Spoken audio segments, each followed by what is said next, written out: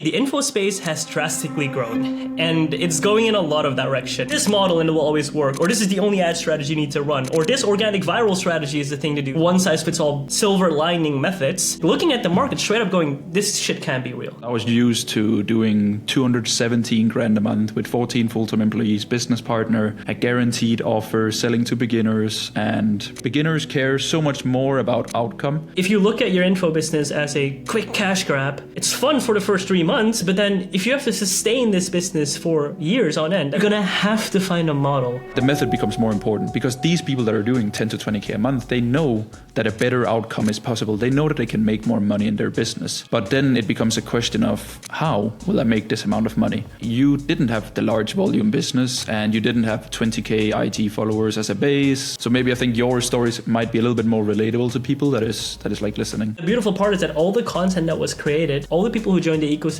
as in opposition to funnels where you run an ad once, if they don't like it, I'll fuck off, I'm not gonna buy again.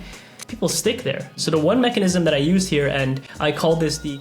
All right, welcome everyone to the Serve, Don't Sell podcast. My name is Vincent, and I'm joined here with my awesome co-host, Frederik Pahuus, which I can finally say. And to give you guys a little bit of context, Fred and I both created this podcast because, well, to give you backstory, I've been the mentee of Frederik for the past 1.5 years. It's been an absolutely amazing journey doing this together. He's helped me scale my business from quite literally 0 to 100K per month, hitting that in July. And as we were having our interview, I could say, and as we're just having our normal conversations, both and I'll speak for me here a little bit, I'll let Frederik also share his share of the journey. We both kind of realized, hey, the info space has drastically grown and it's going in a lot of direction. We'll touch base in just a moment, but School had a huge launch with Alec Hormozi. WAP is growing. There's a lot of different things happening in the space right now, a lot of claims, and well, there's not a lot of, I guess you could say, base in this space right now, and that's what we want to touch base on. So with Fred and I, the whole idea is here, we both run our businesses. We have a pretty cool philosophy, as I like to share it. I took a lot of inspiration from Fred's digital coffee shop model, and the whole idea is, hey, hopefully we can share with you guys a really cool take. So that's a bit of a background, and Fred, I'll let you take it from here. It's good intro. Nice. No, I am. Obviously, we've had a lot of good, really amazing convos, Vince, mainly through consulting and me being your mentor, and will continue to do so. But you've also grown incredibly fast, and you've taken my model, tweaked it to your personality and ways of doing things, and then just ran with it. And I've also learned so many incredible things over the last year of basically flipping everything that I knew about coaching, consulting, flipping that on its head. Because I was used to doing 217 grand a month with 14 full-time employees, business partner, a guaranteed offer, selling to beginners, and everything that I thought was the right way of doing it. Find what you're paying for one call, fill your closers' calendars, scale with volume, acquisition. The only way that you can make more money is by putting more time, energy, and effort into acquisition, right? Because acquisition makes you money.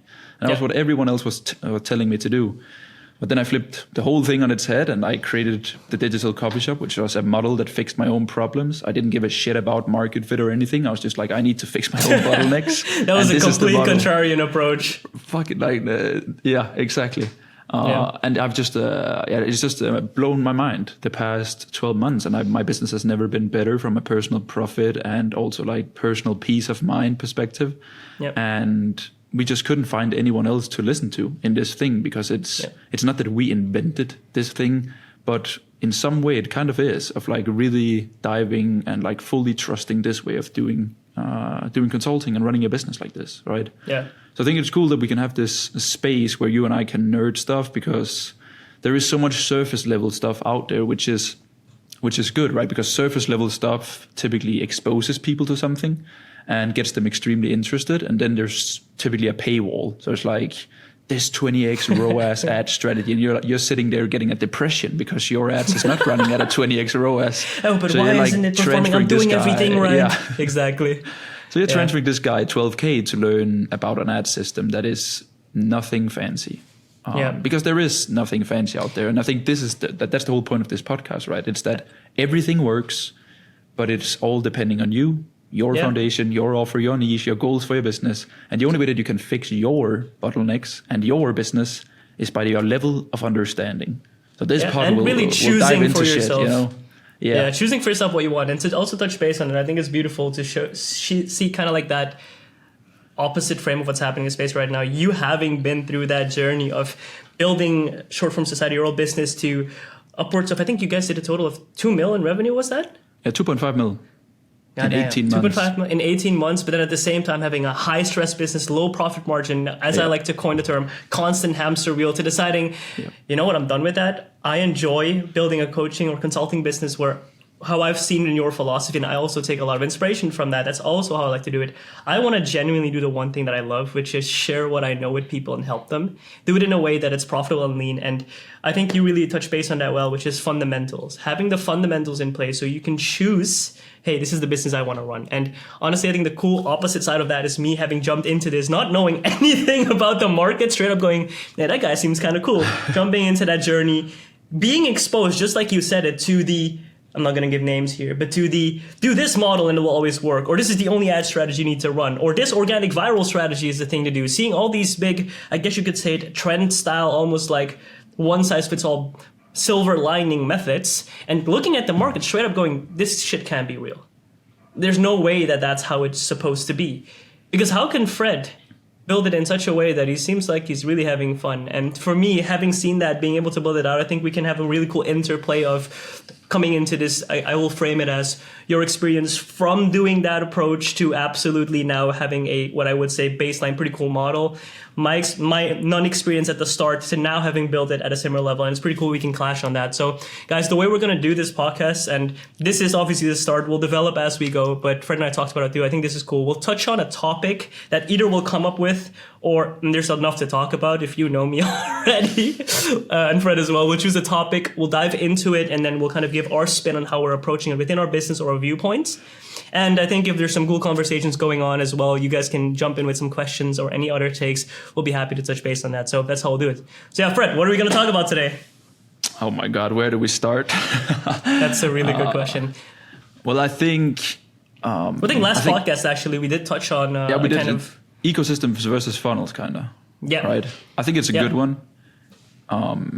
Also because I think I've spent like 400 grand on the VSL funnel. And also that has made me a lot of money, to be honest. But at the same time, I also do think that I think it comes with whatever business that you want to run, your position that you're in. So I think we can just like touch point where it makes sense to run a very direct to call funnel. And then whenever it also makes sense the opposite way around, to do it a little bit more holistic with the ecosystem that you and I, for example, preach very heavily. So I think maybe you can give some insights to how you've built your ecosystem, because I think for the first 6 to 8 months of the digital coffee shop, I credited the success of like my model heavily to like the things that I've done in the past. Mm-hmm. So I was like, the only reason to why it's going well for the digital coffee shop was because I had this large volume business that I'm kind of like harvesting the fruits from. So you kind of like you built up the foundation from short form initially, right? I think that's a really good point to start at. And I think it's because you kind of like, you didn't have the large volume business, and you didn't have 20K IT followers as a base. So for me, it was very cool to see you, and then of course also a bunch of other clients, like take the ecosystem model and run with it without having had that large foundation and huge authority in the market, with having done $2.5 million with another offer, you know. So maybe I think your stories might be a little bit more relatable to people that is like listening. Yeah, I think let's start off with kind of like setting the ground foundation and tones for, hey, what actually do we mean by an ecosystem in the first place, and kind of just set definition so we're on the same page here also with everyone watching this. So to kind of give you guys a bit of a preface as to what we're talking about here, contextual, if you've never heard of a VSL funnel or an ecosystem or more funnels, basically the way that, if I can make it more traditional, you want to grow a consulting business, or you would grow a consulting business, is there's a few of simple steps. And the main point is the goal, obviously, hey, I want to land a client. And there's always stages that come to it. It's not just, hey, someone sees a video or someone sees a landing page or someone sees a ludicrous claim that I can get you to 10K per month in 3 days and they just buy your offer. So typically there's different stages to it. We have the viewer, or as we could say, the impression, the person first seeing you. They then transfer it into a lead. That lead is someone who now becomes interested into your messaging, your model, your marketing, maybe what you can offer them. they'll get a bit more deeper understanding of really what you serve. And if they deem that you are the right person to help them, they understand how you help them, and they definitely want your help, they credit you as the right person, well, they're likely going to buy from you. Now, these are all the different stages, and what we just described with the funnel and ecosystem are different, I guess you could say, vehicles. Is that how I could frame it, Fred? Yeah, vehicles as to how that plays out in a journey. So with a typical VSL funnel, what you would typically have is, well, I think, Fred, how about you jump into that one real quick, seeing as how you know that journey quite well. That's more the basic steps of that. Yeah, I think the best way to like understand a direct to call funnel, which could be a VSL funnel, a webinar funnel, is that you kind of like, you take the person that you're targeting, so like a stranger, and then you take their hand, and then you're like, this is the way that we're going. Like, you cannot free flow, you cannot go away from me. It's like a dog in a leash. It's like, you follow me. So like, you watch this ad. You control their entire journey, essentially, right? Like, you watch this ad and you resonate with whatever the ad talked about, the outcome, the problem, whatever you want to hear more. So you click the link. And then on the link, you get transferred to a landing page where you have to give some personal information. So like phone number, email, first name, your Instagram, whatever it can be. And you kind of like, you exchange that in return for an asset that will then give you some value or guidance on the problem that you resonated with in the ad. So that could be a training video, a webinar. It can be like a case breakdown. It could be a free audit of something, whatever it might be. Typically, it's like something that is incredibly leveraged, which is typically a VSL, video sales letter. Yeah. Then people give their information. They get the video in return. They find the video interesting. It's very surface level. So typically it highlights client case studies, the person selling the vehicle. So in my case, it was me breaking down my story and my learnings. And then the natural call to action was, if you want to do the same thing as me or my clients, or you want to fix this problem or get to desired state, you must book in a call with my team. And then a calendar shows up, people book in, then they typically end up in some post-call booking flow. So they get spammed with some case studies and emails, and maybe even we had someone dialing all leads, being like, hey, you just booked in, are you ready? Confirm a very time. Direct sales approach there.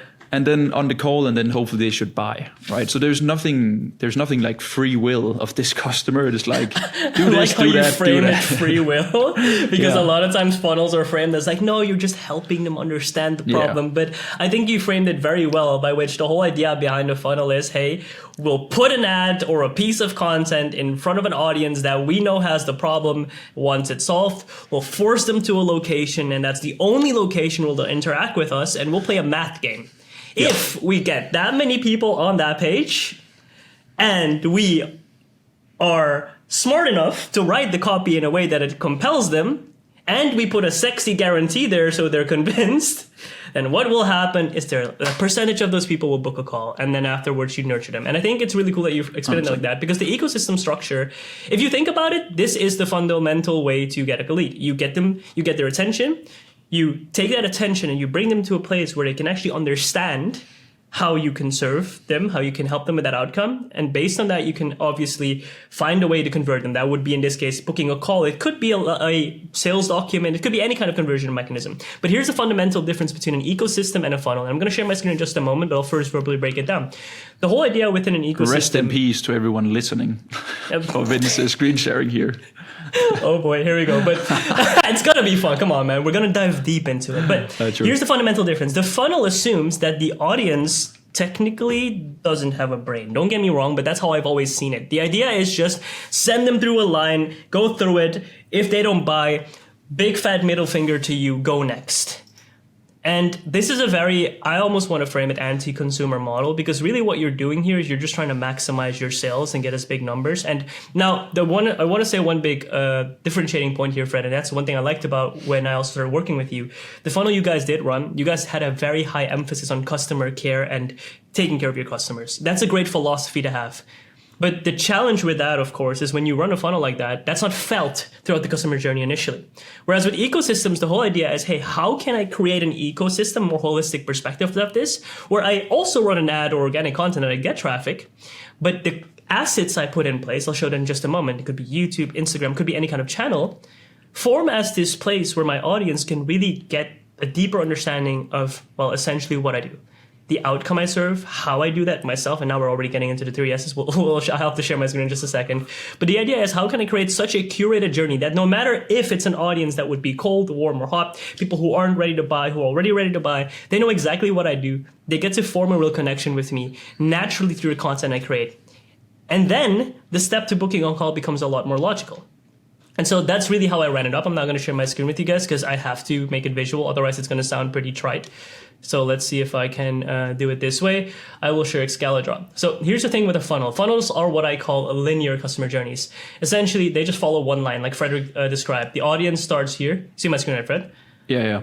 Awesome. The audience starts here. And the way you want to see this is kind of like the customer journey being, just frame it like cold, warm, and then hot. You know, your typical marketing funnel schmuck. But basically, someone who's never seen you before would be considered a cold audience. Someone who understands that you can help them would be warm. And then a hot lead is someone who's ready to buy. Now, in their own customer journey, that could differentiate, but let's exclude that for the sake of this conversation. The whole idea with a funnel is I'll test an ad. You could test multiple ad angles, but I'll test an ad. That ad will lead to a landing page. You can do like us and run 90 ads. Yeah, that's also a possibility. Like you'll test which one is the most effective. 90 ads a month, 3 ads per day. Did you guys really do 90 ads a month? Yeah, but it was typically like the flow would be one body with 3 to 5 hooks, and then run that in an ad set, and then find the best winning hook, take the best winning hooks, apply to different bodies, find the best winning body, and then you would basically just like continue to do so over and over again. Because at our highest, right, we were spending $2,000 a day, which meant that with a CPM of $20, let's say, like we were reaching like 50 to 100,000 people per day, which meant that you got a lot of data all the time, right? You could always just, hey, I have an idea. Okay, let's throw something up. We would literally have like an ad campaign just called Sandbox, which was just like for testing stuff, like $100 a day. Where it's just like, hey, I have an idea. It has nothing to do with like our normal performing ads or whatever, but let's just throw it up there and see how it does. Okay, perform like shit, move on. Exactly. And I think the cool thing to see about that, but also kind of the antagonistic approach here is you want to maximize your ad spend and kind of like get your ads as efficient as possible. So as many eyeballs end up here. The journey goes, if they see that copy, okay, great. If it compels them, they'll book a call.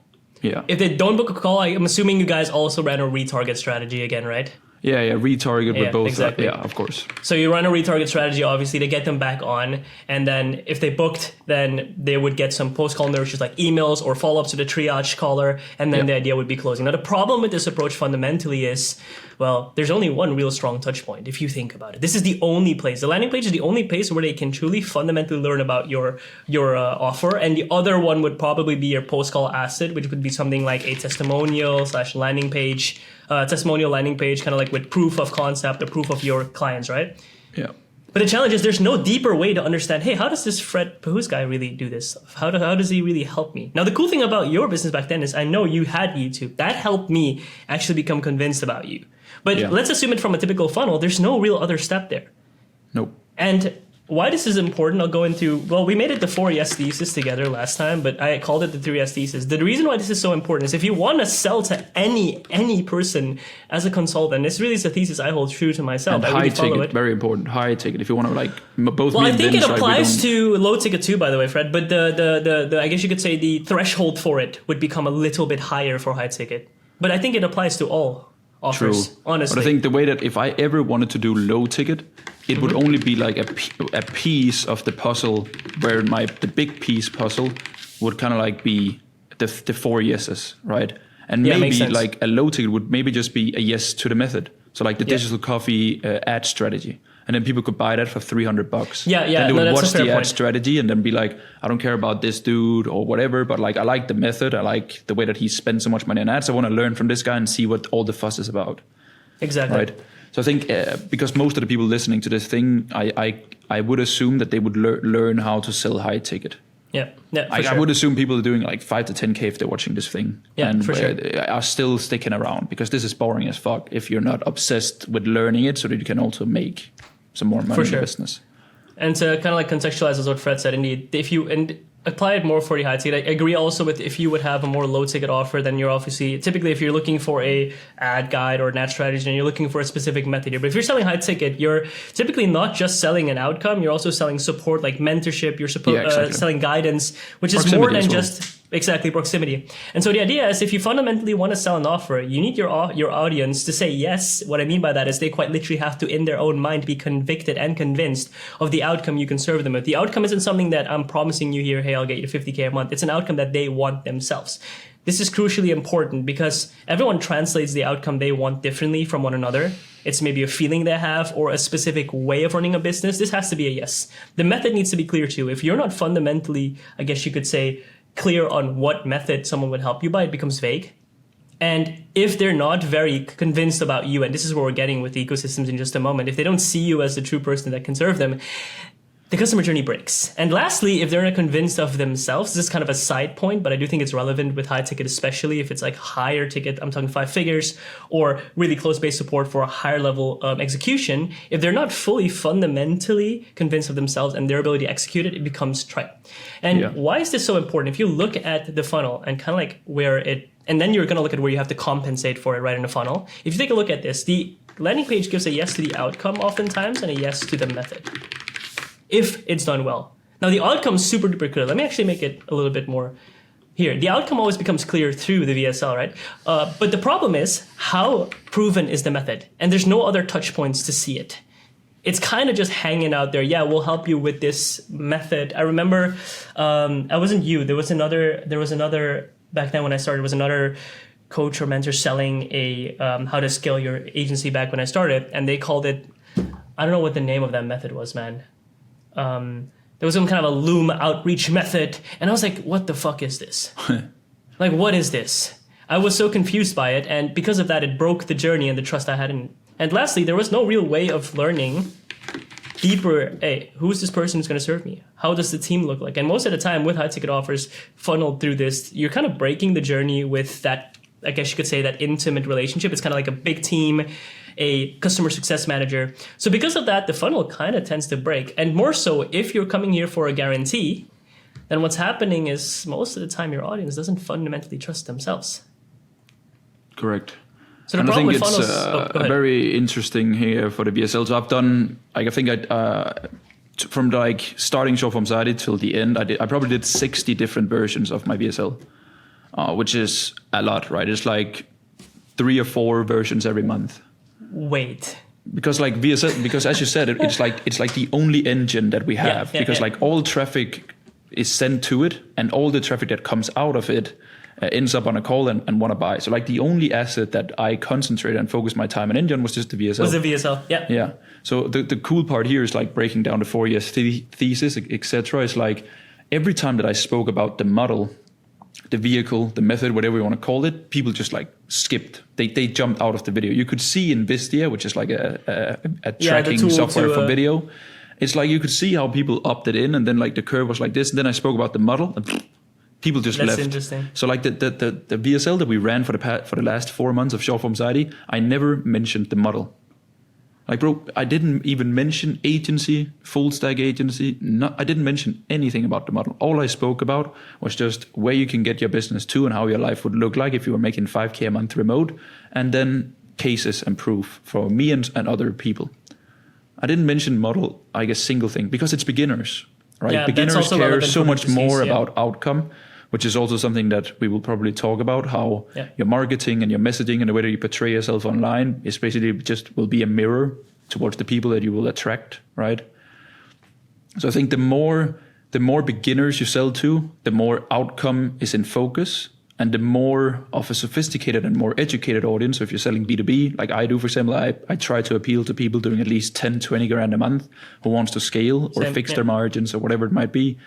The method becomes more important, because these people that are doing 10 to 20K a month, they know that a better outcome is possible. They know that they can make more money in their business. But then it becomes a question of, how will I make this amount of money? So like the model and vehicle that they will use to get to their destination, which is the outcome, is more important for them than the destination itself. Whereas beginners don't give a shit, man. Like they hate their 9 to 5 so fucking much, and they hate their life waking up and taking the bus to work. That is like, I don't care what I need to do. I just need to make 5 grand a month online so that I can get out of this shithole, right? So it's like the Maslow's pyramid of like needs. It's like whenever you're making 10 to 20 grand, it's like life is good. You can buy the coffee that you want. You can live in the apartment that you want to. Of course, depending on. I love how coffee is the first thing you think of. Yeah, That's awesome. Depending on like your tax status or whatever. But the method is a lot more important there. Yeah. And then of course also the person that will teach, especially when it's a mentorship offer, right? I was going to say for you and I, the you is incredibly important because it's who you align us. with, exactly. Yeah. And I think this is where the higher end, or I guess you could say the high ticket margin, like this is a good pivot into ecosystem, but this is also kind of what I'm seeing with higher ticket offers. It's like what you end up realizing at one point, once you start scaling from the 5, 10, 20K point, when you're at that 20K per month mark, it's really where it starts happening. You're realizing the door's open. It's like, wait, I'm out of this constant hustle and the market opens up. And now I'm no longer appealed by just seeing a big fat message going, I'll add an extra 15 clients to your business. And I'm like, thanks. I already know how to do that. But like, I don't want for example, that people, I don't want that if it means, sorry, go ahead. I get like 10 DMs a day of like, hey, I'll add 60 to 90 appointments to your calendar or else you don't pay. Or it's like I would jump off a balcony if I ever had to get on a sales call again because I don't do sales calls. Yeah. Right. So it's like, and that's again comes down to like level of understanding and vehicle. Yep. Yeah. And I think the cool part now pivoting into ecosystems and what is the fundamental approach, because that's kind of where we're leading to, right? Because that was also kind of like how we led in Haven. So how did you shift that? Now to kind of see where Fred's background came from and how he initially started up with short form. I came in completely different. So yes, I started off with the whole outreach journey, started scaling my business, but the fundamental we need to add first, the VSL funnel still works. Yeah, true. It just comes with a price, just like everything else in life. Right. And the price is typically increasing your ad spend, having to spend a lot more, or increasing the size of your team of closing, having to add a guarantee or some kind of a mechanism that overcompensates for the lack of, I'm going to use the word trust in one of these yeses. Exactly.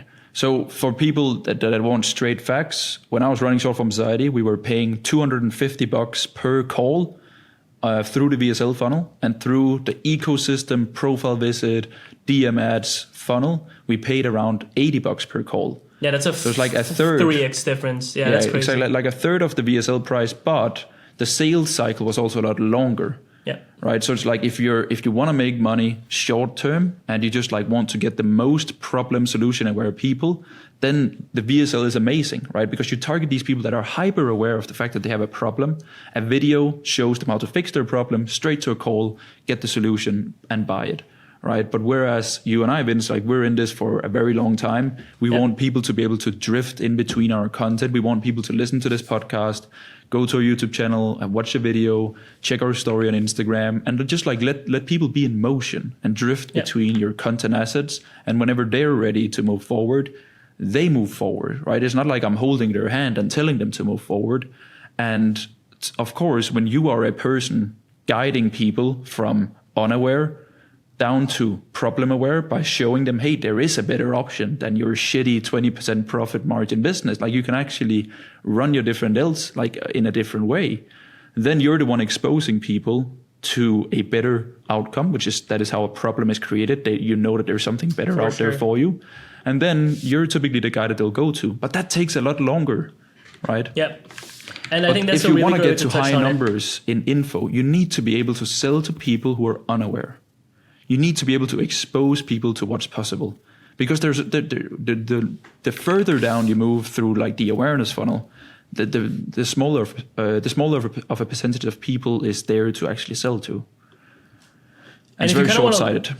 No, and I think if you kind of want to look at it, and that's kind of the fundamental difference between an ecosystem. Now, I have a thesis that I'm currently testing in my business. Okay, we're already getting there. Let me go through ecosystems first. So the whole idea here is, like Fred just described, the whole idea with the funnel, and it's very effective, is you want an unaware audience to kind of progress as quickly as possible is the word, because the goal here is, hey, how can we scale this as quickly as possible?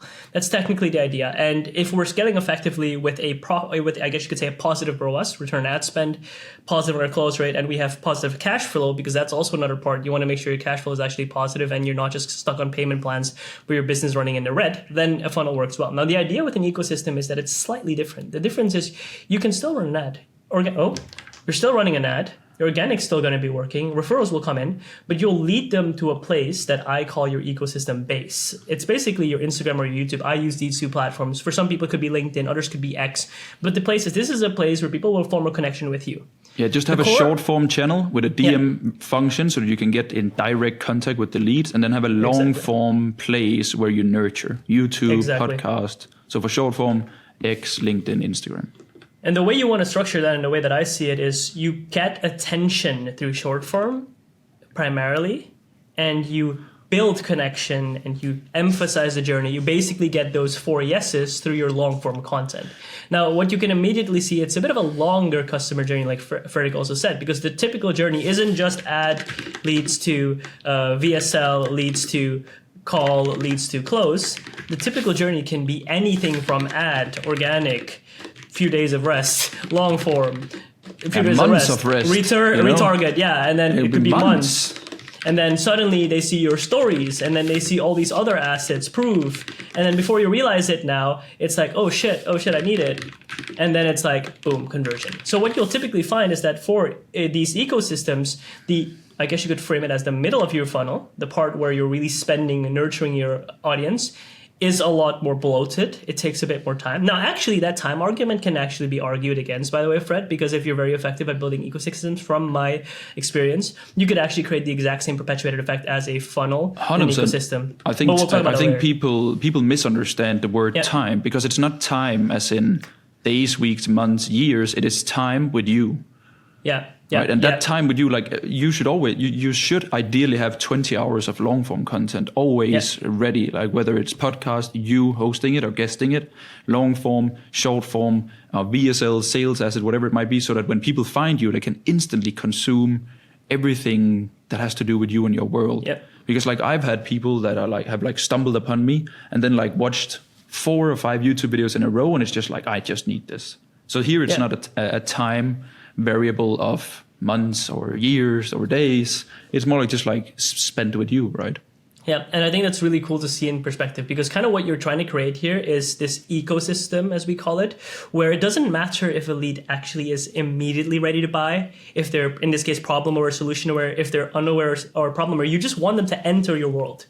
And you want them to stay in that world as long as possible, retain their attention, and as their problems begin coming more clear to them as they progress in their journey, you're the first person that comes in head as, hey, that's the right person to serve me. And this 100%. Is the right, this is essentially how I was able to also build this up, coming from ground zero. My initial assumption was, I'm not Fred. I don't have that audience from the past. There's absolutely no way that I'm going to be able to build this. But here's what happened. I had 2 really good cases. For months, I had been posting on my Instagram, and this is the cool thing of ecosystems. For months, I had been spending time sharing content, breaking down what I was doing, showing how I serve my clients. And because of that, at one point, I remember it was around early March 2025, this year, I kind of came to a cap where I had too many done-for-you clients. Their hands were filled, and I really like yapping. I think it's become clear. We can't tell. We can't tell. I mean, it's always going to be a mystery. Also, in the community calls with Fred, I was always just yapping the whole time, giving my take, just like this. That's good. Extreme breakdowns. And so I was like, hey, what if I can serve someone? And so the first few conversations I had in my DMs, people were like, hey, how'd you do this? How'd you do that? I was like, oh, hey, you know what? What if I just turn this into a consulting offer? So this was an early stage example of how the ecosystem worked. People already were in my space. They understood how I served, what I did, and it gave enough curiosity to go, hey, I can see the outcome that he serves toward. His method's kind of curious because he keeps talking about ecosystems and all these like customer journeys, and he seems like a really cool guy, which I do definitely hope that that's the thought. Anyways, all of that led to people converting. And this is how it perpetuated, because when I started running my ads, because I had the right YouTube content in place and customer journeys basically were curated, I knew exactly what the problem was of my audience. I knew what the actual issue was as well. I knew why they couldn't solve it. I could adjust that in my messaging. Meaning if I were to kind of like put it a bit broad, no matter where my audience comes from, the moment they enter my ecosystem, I've created journeys through content. And one important asset that I also used here, DM setting. Now, in VSLs, the big mechanism is, hey, that VSL, that call to action, sometimes urgency leads to someone booking a call with you. If you're just creating content, it's not like you're randomly going to get 1,000 inbound messages. You could, don't get me wrong, but it's going to be very inconsistent. So the one mechanism that I used here, and I call this the conversion mechanism, I use DM setting as a core conversion mechanism. What that basically meant, I had conversations with people. I was genuinely, and I still am genuinely interested in the people who enter my ecosystem. Like, yo, what's up? What's going on? Where you at? by having simple conversations, I could understand exactly where your problem was. And by doing that, I could also fundamentally highlight, hey, where in that journey are they? And is this something I could solve? Now, it's not the sexiest thing to talk about because everyone's like, oh, I can't wait for those passive sales and just to get calls. But if you're able to have a conversation personally with people, and Fred, I know you do this as well, you take the time to understand your clients, you build good client relationships, you get to understand their problems and their core of it, and you get a very strong you connection. And that's how it all went. Because from that conversion mechanism onward, all that was left is, hey, I know I can serve you. It's pretty clear to me where you're at. Let's go on a call. Now, because they spend hours watching my content, and it's the exact same for you, the exact same thing that happened with me, by the way, with you as well. People knew how I could serve them. It all made sense. And hey, yeah, let's do it. This is kind of the fundamentals of how I was also built it.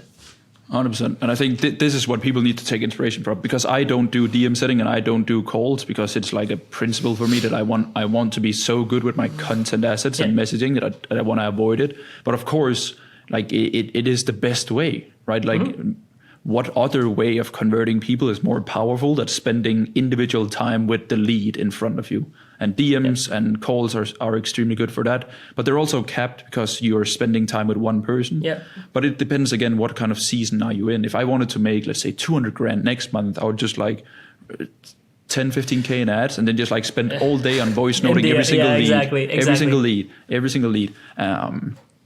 And of course, it's not to cope that I'm not going to do it, but it's like, for me, I did the previous business and now I'm doing this one. And like now I want to challenge myself to like have such a strong content ecosystem that people can understand what I do and my pricing and how I can help them and who I am and the method without having to spend time with the individual lead, right? But it's also because I've done 800 one-on-one calls in the past 12 months and served all of you, my clients, so that I know what a client looked like. And just like in short form Saudi, I only hired a closer when I had done the first 500 sales calls, you know? Yeah, and it's cool to see that progression, right? Because that's also where I'm moving to now. Now, because of the time or because of the amount of people that have been able to sign into my program, the people that I really enjoy working with and how I really enjoy spending my time, what you automatically get as you progress the journey is, wait, my time is becoming more limited. Yeah. And well, I could do two things here. I could either go and, well, three actually. I could either say, fuck it, I don't want to continue growing and I like this place. That's not an option for me because I love growth. The second one, and don't get me wrong, enjoying where you're at is perfectly fine. Just want to put that there. But hey, I like growing. The second is, okay, fuck it, I'm just going to hire a team. I'm going to get a closer. I'm going to get a setter on board. I'm going to get a customer success manager. But personally, that's not the way that I want to run my business, at least not to that scale. I've made a core promise to myself that, and I know you have shared that philosophy too. I took inspiration from you in that as well. But I realized, I really like a simple business that doesn't have a lot of headache, where I can do what I enjoy, which is serving. So the third option then becomes, okay, how do I create leverage? How do I create the leverage so that if I were to frame it, every single client I sign on, every problem I solve, I have to spend half the time, if I could put it in absolute terms, to close the next client or to serve the next problem. And this is where content becomes a very effective game, because my thesis is also, okay, how can I spend more time on assets, better content, so that my audience, in this case, those who are, in this case, unaware or maybe not ready to move yet, have a whole list of assets they can actually consume so that their problem becomes more clear. They understand how I would help them solve it or how I've helped others solve it, so they know I'm the right fit for them. And that's kind of the natural progression with your ecosystem. Your content assets take over for the heavy lifting and short-term lifting in terms of closing and sales. 100%. And I think then it's just important for people, because every time that I tell people that I don't do setting and I don't do closing, they're like, just hire a setter and a closer. Yep. But I realized the way that I want to always run my business in terms of my communication, my content, and my priorities is always how I want to be kind of like met by the businesses and consultants that I'm attracted to. Yeah. So I always just ask myself, would I like to, if I'm interested in getting a mentor or buying something from someone, would I like to be approached by an appointment setter? Fuck no, because they don't know how to get from, I'll do 70K this month. So the appointment setter will not know how I can get from 70K a month to 150K a month. So this means that it's a negative selling point for me if the guy that I'm reaching out to has a setter.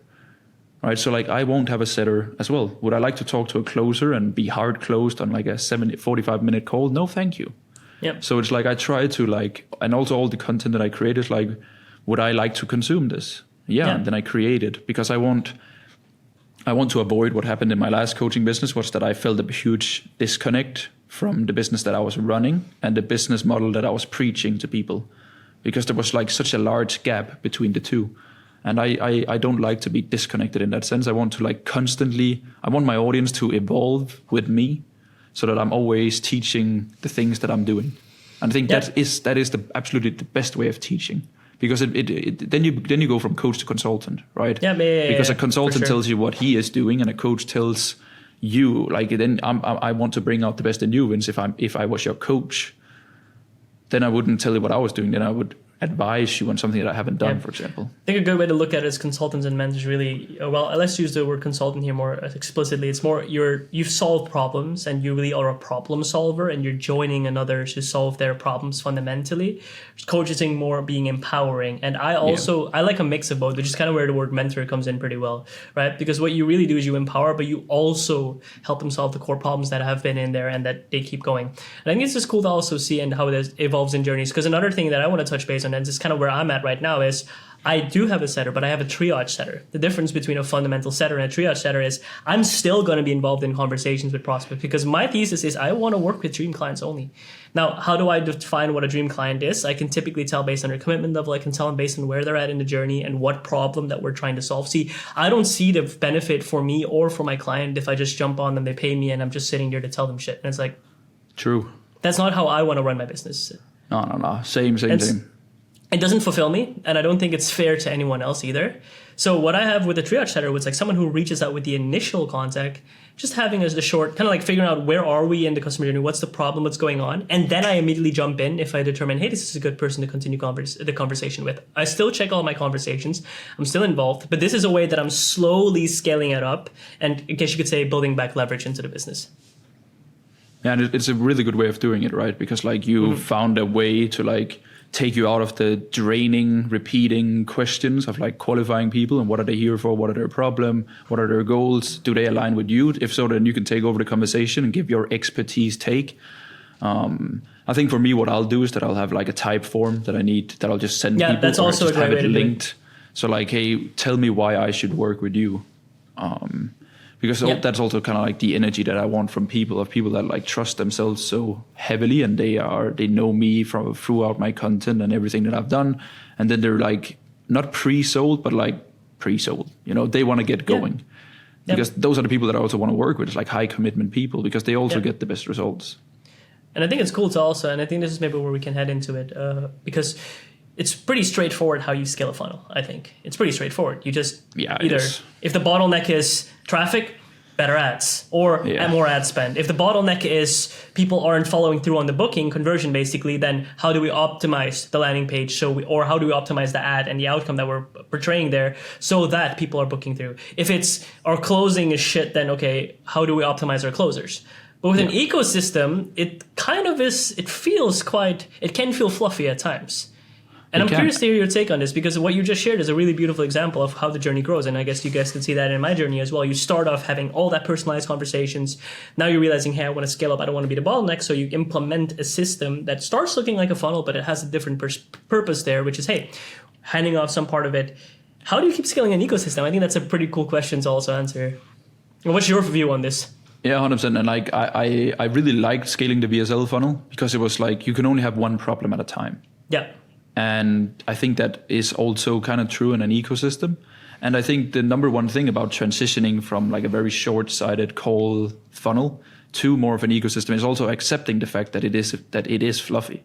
Like it's the whole point of it, is that it should be fluffy, because people have their own stories and journeys and stumble upon you through different ways. And the whole point is like you letting go and being like, hey, if I just speak my truth and create amazing content, I put it out there and I do it for a consistently long enough period of time, and I serve my clients the best way possible, and I stick to my values and my method and the way of doing things, if I do that for a long enough period of time, people will come to me.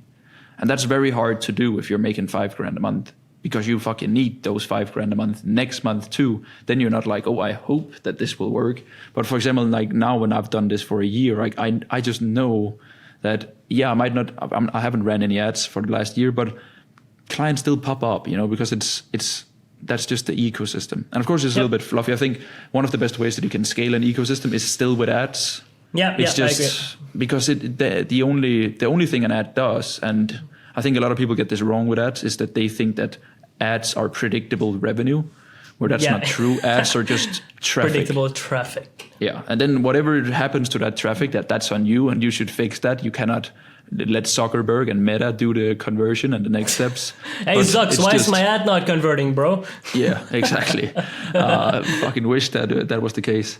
So I think ads are of course still really, really good. And also like when you look at it from like a personal finance standpoint in terms of like how do I yield my money in the most positive way, ads will without a doubt always be the most exponential resource that you have access to, because in which other industries do you get a 500% return every month?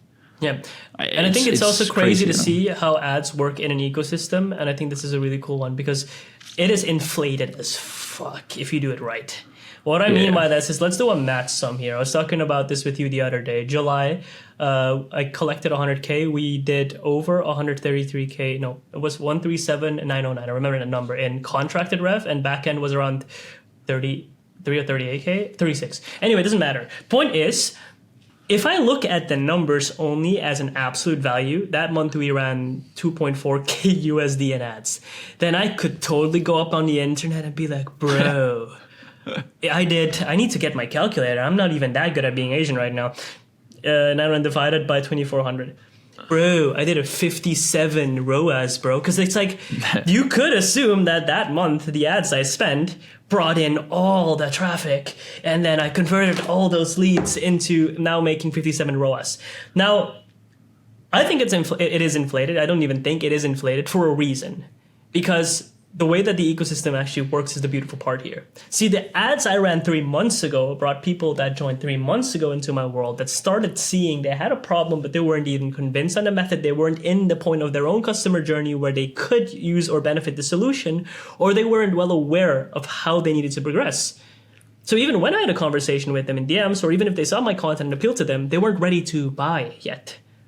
So let's say we were in May, right? May to July. May comes by, running 2,400 ads. Converted, I think that month we did 40K. Great. Now, technically very positive ROAS if we go from 2,400 again. But then June, another 40K a month. And then July, suddenly 100. And it's like, wait, what the fuck? How? And the beautiful part is that all the content that was created, that was put in place, all the people who joined the ecosystem, as in opposition to funnels where you run an ad once, if they don't like it, I'll fuck off, I'm not going to buy again. People stick there.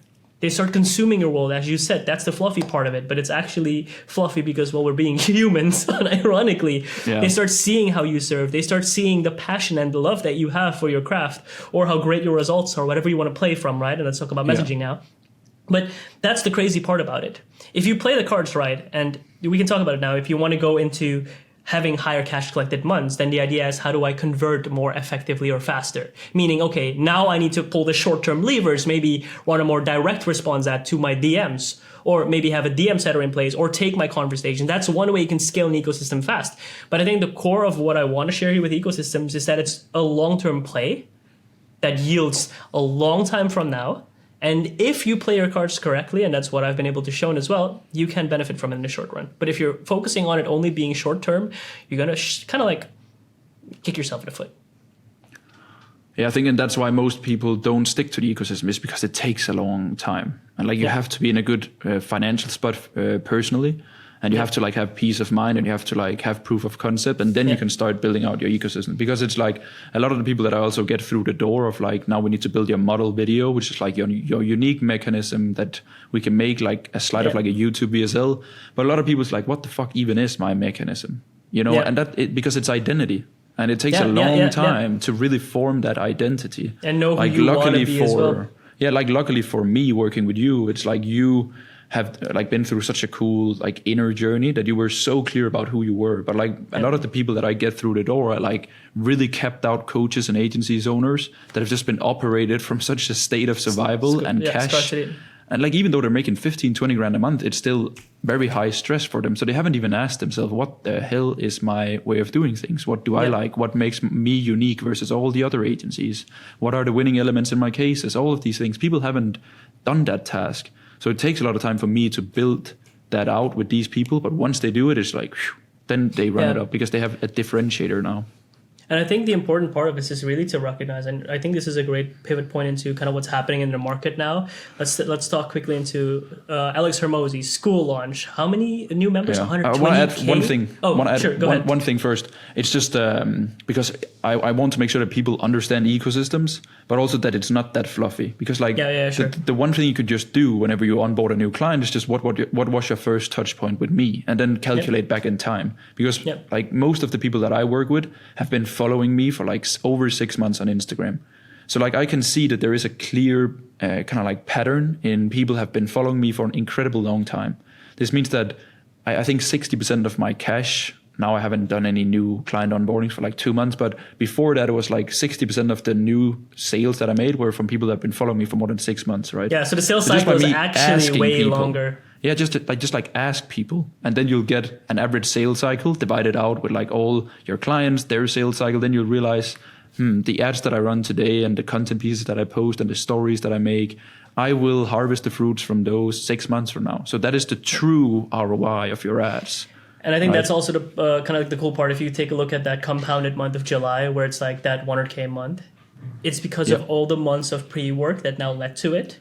Yeah. I also pushed through that month saying, okay, I want to go for a record. I even told you start a month, I don't need it. And I was like, you know what? Fuck it. What if I do? Yeah. And then what you see is like now the next step is, okay, how do I create leverage from it? So that from what I've been able to both in financial and monetary gains, as well as in, I guess you could frame it as just growth that I've seen, how can I now stabilize that further? And stabilization here doesn't mean repeating that same cycle so that in 4 months again I hit 100K. It's, hey, wait, how can I up the bar, create a stronger ecosystem, better resources, better structures in place? And also to add to that fluffiness of it, it's like, I think what a lot of people have as a misconception is that, fuck, if I run an ecosystem, I don't know when I'm going to get my clients.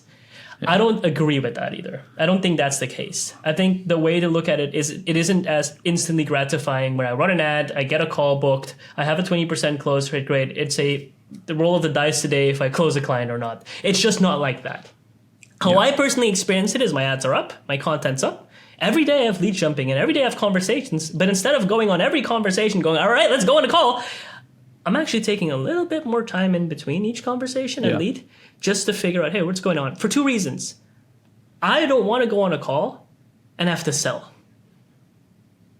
And the only reason I would need to sell is if someone is not, if I can frame the word here, fully convicted of the way I can serve them, the model, and in themselves. The 3 yeses or 4 yeses.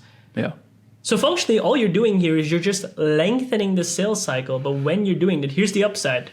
Instead of going to a 20% close rate and a 5x ROAS, because you're going off very short sales cycles, you're talking about 20 to 30x ROAS if you think about it from an absolute term, and 70 to 90% close rates. And I think that's worth I guess you could frame it, I think that's worth less of the instant gratification, if I can frame it that way. Yeah, it makes sense. It's because I think, like, if you had to do 100 grand a month, right, with 20% close rate, you would have had to spend 5x the amount of time on calls, which meant that you wouldn't have a life. You would need a closer. You would need a closer. Think about it. You really need. Yeah. It comes with a lot of sacrifices there. Yeah. So I think it's very important for people to understand running a 20x ROAS on your ads is not a normal. Yeah. Like, people need to get that shit out of their head. Like, if you can get a 3-4x return of your ads short term, you're doing incredible. Because you are buying so many leads that will convert in 6, 7, 8 months time. And then if you stick with the same ad spend for such a long period of time, then maybe you'll also get like months where it feels like your ads are doing better and you're running a higher ROAS, where it's just the sales cycle catching up now, and you're converting leads from older months, and you can like thank yourself for being consistent. So I think it's just important that people understand, like, don't fucking set up your ads and set up your acquisition system with the goal of getting a 20x return. Yeah. Like, bro, I would be a billionaire if I could have a 20x return. I'll just spend 100 grand a month, like, fuck it. But it also comes with a lot of other side effects of like more volume into the business, yada, yada, which is another conversation. And that's also, that's not even, and that's going to be a conversation for next time. Lower quality clients, constant conflicts, ups and downs the whole time. So, yeah.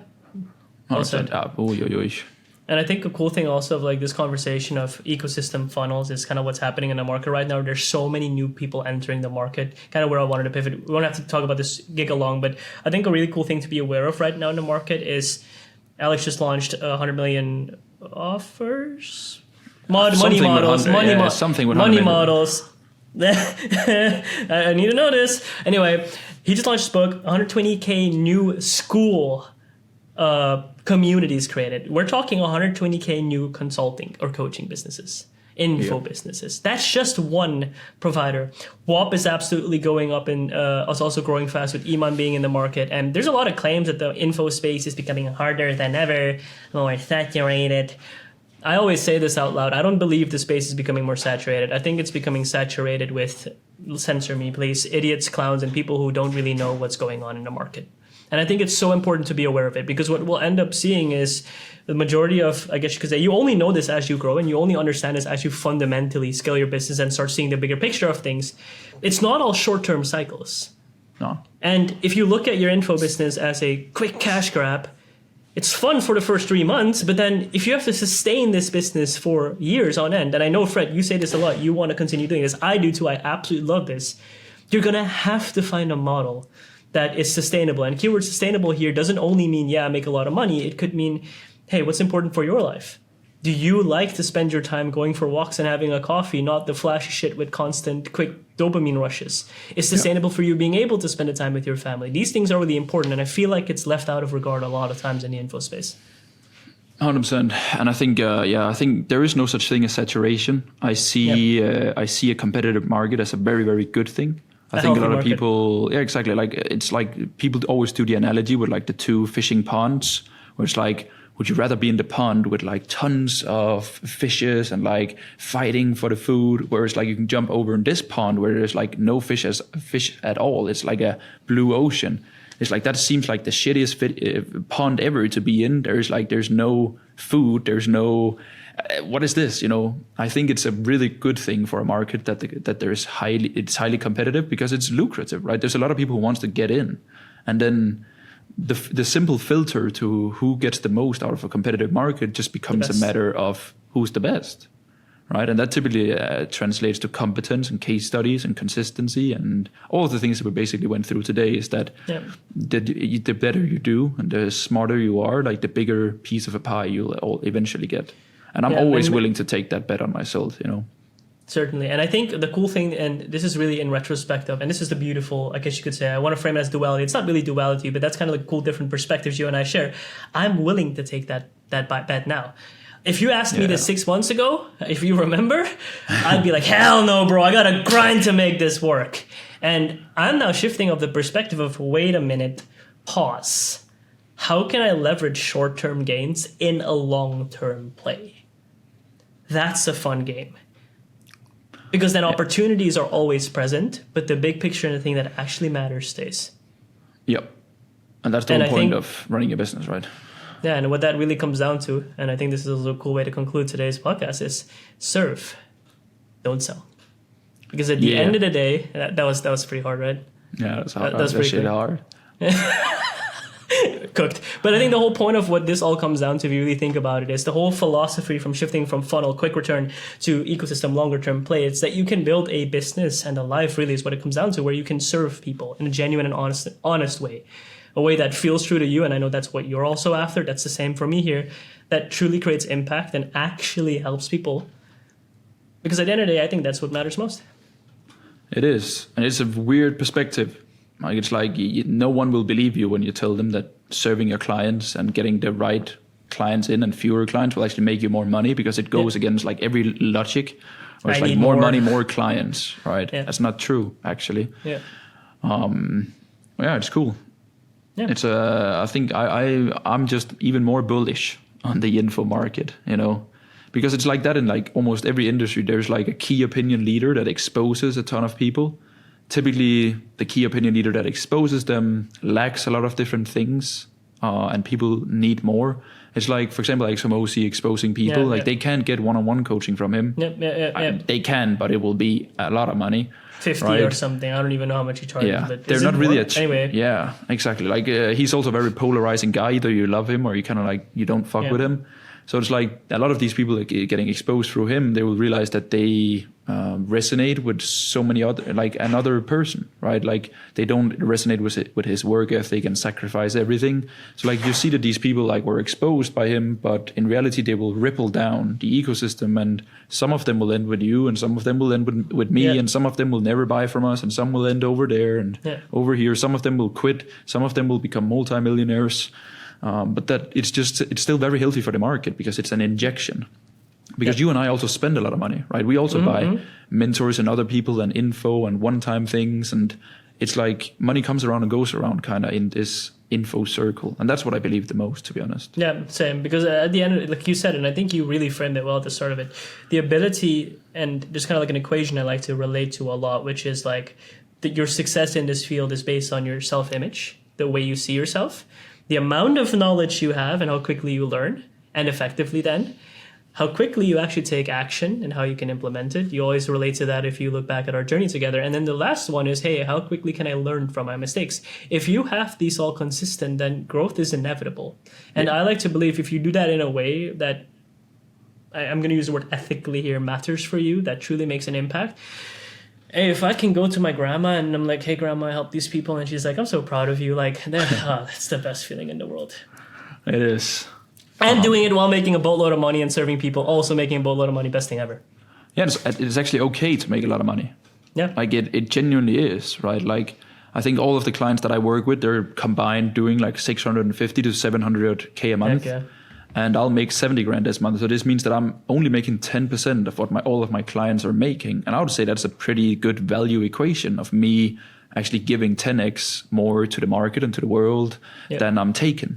So like if I want to do 700 grand a month, well, I just need to get all my clients to 7 mil a month.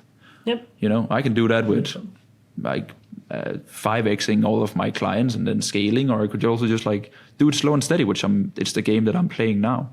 Yep. Because I accepted inside of my head that I'm in this for the long run. And I think once you accept that, like, this is the shit that I want to do for 10, 20 years, then you also start making better decisions, right? Yeah. Instead of all these people that are like, I'm in info to make money so that I can go into software and fuck off. Yeah. It's like, have fun over in the software world. That seems very fun.